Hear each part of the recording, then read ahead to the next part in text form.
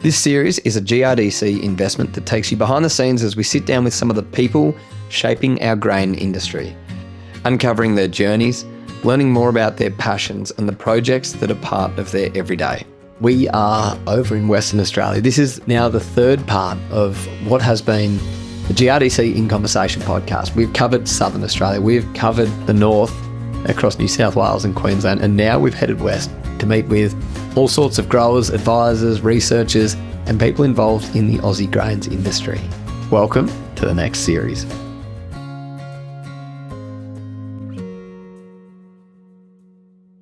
My name's David Tropiano. Righto. And where are we, David?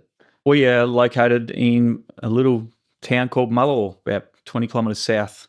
Where's Mullewa located in the scheme of WA? Yeah, so Mullewa is approximately 100 kilometres east of Geraldton, and from Perth we are probably 500 k's north east. Yeah, We'll just roll straight into it, David. I guess, for people, I've been lucky to actually see a little bit more of Western Australia and a bit more of the country in what is a cracking year. But for people who aren't familiar with Western Australia, can you describe types of soils and what farming's like in this part of the world? Yep, so I'll describe where we are. We farm 20k south, and on that southern property we have mainly granite and granite loam sort of soil types into wodule gravels, and then we've also got property to the north of Mullewa, which is about 5k north, and that's predominantly yellow sandplain into red loams with a bit of red clay in it. How competitive is the land market over here? Like for you guys, if as you're looking to expand, whether that's leasing or buying, how tight is it? It's reasonably tight. Yeah, definitely tight. Probably in schemes to the eastern seaboard where you guys are, probably not as tight or as hard to get into. But yeah, definitely tightly held, and with some big players around, it is hard to get a bit of a look in with some properties. But you can find, little gems here and there. Yeah, size of operations. What does it look like and what's the township like? Town's quite small, so we probably, you test me population-wise, but yeah, we'll say a couple hundred people there. I reckon the average scale around the area, we probably around that 6,000 to 7,000 hectares cropped, I reckon, in this region. And then there's there's a handful of bigger players, which would be somewhere between 15 and 30,000 amongst us. Yep. And so your family, how long have you guys been farming here for? We started farming in Mullewa in the early 90s, so about 93. Your old man farming? Grandfather? No, my dad came here. So, if we took a step back, my grandfather came out from Italy in 1935 and started farming in Mullewa down there. So, started that and then, expanded through that area there, and probably expanded at the wrong time during those high interest rates, and actually probably went backwards, and they sold up during that period of time. So then, Dad was off working other jobs, mainly with Transfield and Mullewa Ag School, actually. And then, this property where we are today come up as a share farm. So, he started share farming here in 93. What was he doing work-wise before that, did you say? Working for Transfield, so putting up power poles and transmission lines. Keeping himself busy like that. I always wanted to go back farming, and, this opportunity came up. I guess as I've looked at your story and what you guys do, a bit of a different way of, approaching the family farming. But can you talk to me? So this came up as a share farm. So how did your old man get his foot in the door here? This property was purchased by investors in Perth. Of that, one of the investors were of relation. So they knew that my dad was, farming background. They looked for someone to manage it. So, they approached him and said, would you like to come and take this on? So he took this on and, share farmed it for about 5 or 6 years, and then they didn't have an appetite for ag anymore, so they said, would you like to just lease it off us? And leased it, and then eventually purchased off them.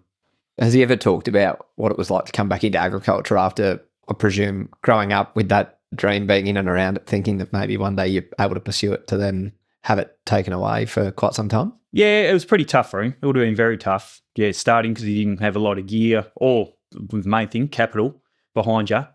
It was very, very tough and very hard, but I think he enjoyed it. It was better than the alternative. He'd seen what the 9-to-5 job looked like and didn't like that.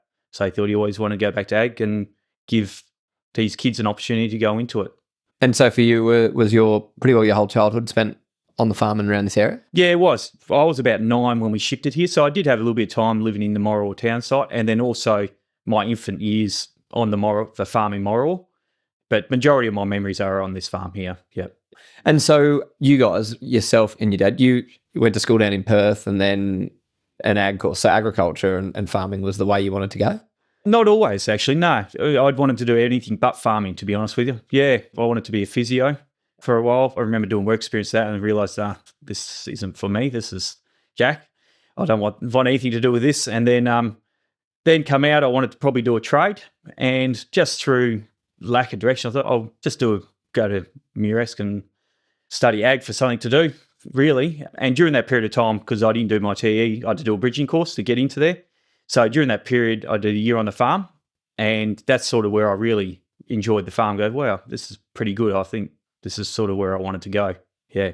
And so that was not long after high school. You did the year on the farm, working for your old man, or were you working for someone else? No, I was working for Dad. Yep. And then you thought, it's not as bad as what people make it out to be, or? Yeah, pretty much. I just really enjoyed it. And I thought, there's capacity for me to grow here, and enjoyed the experience. And going through Muresk and out the other side, was it coming home? Was that the main option for you? Wasn't initially the main option. I was sort of going to look for a career elsewhere in the industry. But I just kept being drawn back to the farm and enjoyed what I was doing here. So ideally I wanted to go off and experience something else, get some experiences elsewhere. But just enjoyed it. Dad sort of needed a hand on the farm. And I thought, well, I'll give it a go and come back.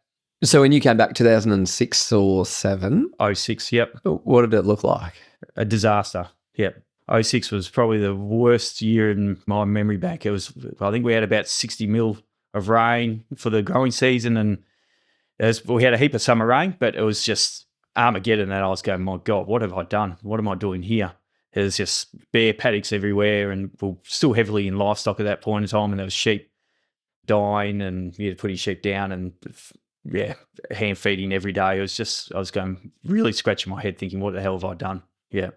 And the farming wise, were you guys using GPS and that here? Not at that stage, no. It was still very much old school, still round and round sort of stuff. And the technology we hadn't caught up with technology at that point in time. Yeah. It's amazing how quickly it's changed, don't you reckon? If you think that's only, 20 odd years ago, not even. Yeah, absolutely. And it's been a quick uptake from that point onwards. Yeah, so once you went to that, then you just progress very quickly from, your auto steer to auto steer boundaries to tram lining and then variable rates. And there's very quick adoption from that point onwards. And for you, talk to me about your old man's maybe style of working and how you came in off the back of being at university into what was a really challenging year. How do you approach it? Well, it's very much just learn, I'm very new to it. So you just sort of shut up and pay attention and just do as you're told, really. Because, I didn't know any better, in all honesty. Had no idea. So, paid attention and try to learn from there. Did you find it easy coming forward with ideas of how you guys could grow and do things differently? Over time, I did, yes. Yeah, earlier on, not, because, again, you're just coming from a point of no real experience. Whereas he's lived it all and he's done it. So you take that on board and you go, yep, no worries. You see things that you think you could do to help improve it. But at that point in time, no. Over time you do, and you speak up more. And Dad's been very open with that. Taking things on board and going with it. For you guys, your approach to farming, obviously owning smaller portions of land, is that right? Or can you explain the business today a little bit? I share farm with Dad. So Shree and I are a separate business to my dad, but we work together as one unit. And together we probably own 40% of the land holdings and 60% we lease. How have you guys found that? Is that, I'll say, a good number? And I'm asking this from people we chat to, obviously. There's that view of, getting in as a first generation today is really difficult. So being able to, leverage yourself in different ways. How do you guys make that model work for yourself? Through necessity, because when we started, like Dad said, he owned nothing. So he, bought little bits and pieces. And then when Shree and I come in, we own nothing. So you've got to make that lease model work. And to make it work, you need scale and a bit of it. So sort of went down that line to get the scale with it. And if you ask me what's the ideal, I'd ideally love to have 60% owned and 40% leased. That's the goal, is where I'd like to get to, where I'd sit a bit more comfortable, because it does give you that leverage to grow your business a lot more, because the hurdle you find with agriculture is capital. And if you don't have a land holding that's generational or passed down the line, which is accumulated wealth, it's very hard to go to Mr. Bank Manager and say, please, can I have some money to buy the farm next door? And so For you guys, how do you structure those leases and those kinds of arrangements? Very much so in a long-term frame. I generally don't look at leases as short-term because I feel that there's only one outcome with that. If you only get a 3-year term, you're stuck with your rotations, you're stuck with improving the farm. And I think it's a lose-lose situation for me and for also the owner, because I'm only going to do one thing when I go in there. I'm just going to wall-to-wall wheat and then get out of there, because you don't know, your neighbours might come and undercut you the next lease and you lose it. So we've been lucky enough to deal with good people and build up good relationships where we've got good long tenures of lease. So I'm talking, 10, 15 year sort of leases in place. Yeah, wow, that's a long time. Yeah, it's a very long time. But at the end of the day, we treat it like it's our own. They get a very well-maintained farm, and then we get the autonomy to do what we need to do to grow that farm to our benefit as well. And so when you look at, I'm just picking your brain flat out here because I find it fascinating. When you guys look at like geographically, have you tried to set up, say, your home block as the central hub and then the spokes of the other farms out? How do you guys manage that? Not by good management, but by chance, we've ended up with 2 satellite blocks, one here and one to the north. And that's just through finding a lease that was suitable for us up the north, and then bits and pieces around it have come up, which we've taken on next to it. So we've got a nice big hub there and a reasonable hub here. And the same sort of thing here, same thing. We just picked up little bits and pieces around. But yeah, not scared to go look outside that area, but I do love to stay within a decent travel distance, 30, 40K. Any more than that, I think it just logistically becomes a bit of a pain in the backside and too much downtime. So ideally, I'd love to keep it just the north and the south and just branch off from there. When you look at those areas, does rainfall and soil type and all that vary significantly across it? Yeah, very much so. Yeah, soil type definitely to the north, as I was saying earlier, it's more of a sandplain, red loamy sort of soil type. And down where we are here is more of a gravelly granite loam. And then rainfall, it's only 30K, but it's hard to believe the north gets more summer rain and then less winter rain. And then where we are sitting today, which is the south, we'll get more winter rain but less summer rain. And then on a day like today where it's 28 degrees, 20 degrees will be here. And if I travel up there, it'll be probably 29 or 30. And you scratch your head sometimes. You go, how's that possible? But when you think about it on the map geographically, you go, well, if you all went another 30K north of that, it's going to be another kilometre, another degree warmer again. So there is subtle differences. Yeah. For you at home here across those 20 years, how have you seen, close enough to 20, I'm aging you here. No, those 20 odd years that you've been here, how are the seasons changing? Like, are you noticing changes, and off the back of that, how are your practices adapting to it? Yeah, 06 and 07, which was my first year back, was definitely a wake-up call for the whole district, I think. Everyone was coming off the 90s, which I'm told was a phenomenal period in agriculture where everything worked and went really well. And the early 2000s was a bit dry. Then 06, 07 was like the real smack in the face, go, look, things are changing. And we're looking back now, I say it was a disastrous year, but it wasn't that bad a year. You look at the rainfall, because last year, 2023, we had a far worse rainfall year, but we produced 3 times the amount of grain on that same rainfall, or if less rainfall. So we look back, we're very biased with our memories going 06, 07 were disasters, but looking back, we just weren't farming them well. So today's practices that everyone's doing, we are far better placed than what we ever have been with, conserving moisture with our summer weeds, seeding early, big thing, nutrition, got our nutrition packages better, and our weed control's far better. When I was chatting to John Woods, chair of GRDC or ex-chair of GRDC, when this is released, he was saying what he sees is like the ability of where the grain industry is now compared to even when he stepped into that role in, say, 2012, 2013, I think it was, maybe 2014. Like now what would have otherwise been a failure of a year, you're actually still getting grain off the paddocks because practices and management are so much better than what it has been historically. Yeah, no, I'd agree with that. Yeah, absolutely. Yep. And you'd like to think in 10 years' time we're going to be that much better again at what we're doing. Yeah. But yeah, we're worlds away from where we were in 06 and 07. For you guys, and back to the family side, so you've got a brother who is now back in. So was that always the long-term plan? For you guys, how far into the future are you planning the business for things like that? Yeah, so first part of your question, probably 18 months ago, Matt sort of broached the idea. It was sort of always floated a little bit, but probably 18 months, 2 years ago, he said, look, I'm bit sick of what I'm doing here. Getting a bit bored with it. How's coming back to the farm look, and sort of floated the idea with us. And yeah, we sat down and spoke about it for a bit, and we thought, well, yeah, it's actually probably could work out quite well with my dad getting towards retirement age and definitely slowing down on the property.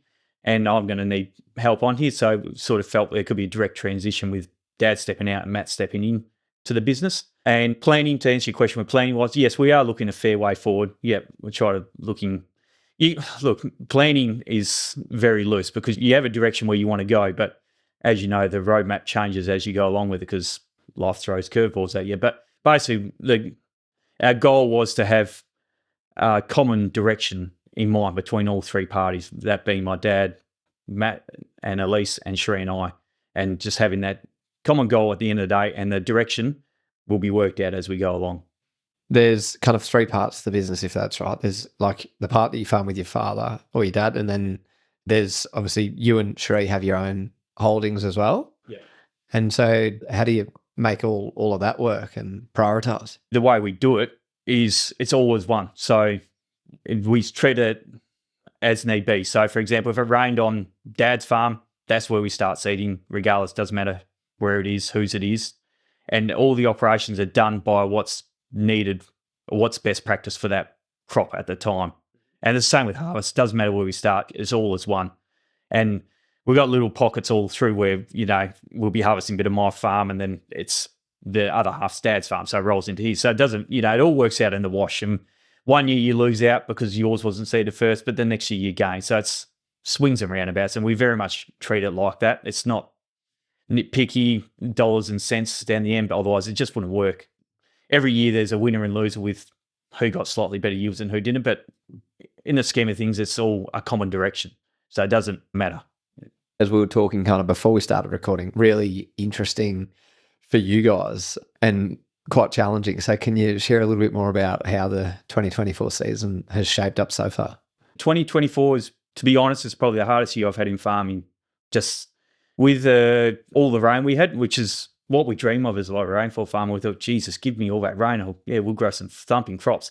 But it doesn't work like that, as I've learnt. So we had a very dry seeding, got to the end of May, had 100% of the program in, start of June, it rained and just did not stop raining. So we could not get on a lot of paddocks. So, for example, all our southern farm was roughly about 4,500 hectares worth of crop. We sprayed and spread with a plane because we could not put a machine on the paddock at all. And you're looking at weeds choking the crop out and you just can't get on there to do it. It's very, very frustrating, led to a few sleepless nights. But yeah, at the end of the day, I'm sure there's more positive than negative out of it. There definitely is more positive than negative, but it's definitely a different year. Yeah. What would you say would be your top couple of learnings from the year you've had that you'll take forward into next season and the ones after?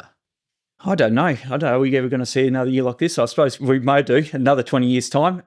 I don't know.